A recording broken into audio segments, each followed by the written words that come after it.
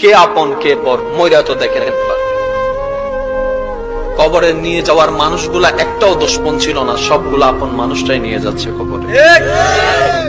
আমি চিৎকার দিয়ে আওয়াজ দিয়ে বললাম, ভাই তোরা তো জানিস আমি কবরে থাকতে পারি না, তোরা তো জানিস আমি অন্ধকারে শুইতে পারি না, তারপরও আমার জন্য কবরটা খুঁড়ে দিবি। খাটের নিচে যখন চোখ দিয়ে তাকালাম, ইমানদার ভাই মনের কান দিয়ে শুনুন, খাটের নিচ দিয়ে যখন চোখ দিয়ে তাকালাম, মনে মনে ভাবলাম হয়তো শত্রুরাই কবরের দিকে নিয়ে যাচ্ছে। যখন নিচে তাকাই দেখলাম চোখ কপালে উঠে গেল, একজনও আমার দুশমন নাই, সব আমার আপন গুলাই আমাকে খাটের মধ্যে নিয়ে কবরের দিকে নিয়ে যাচ্ছে। কে আপন কে আপন? প্রশ্ন করতে থাকুন নিজেকে, কে আপন কে আপন?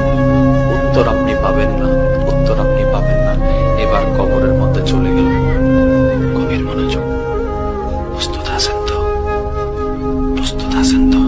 ইনশাআল্লাহ প্রস্তুত আছেন তো?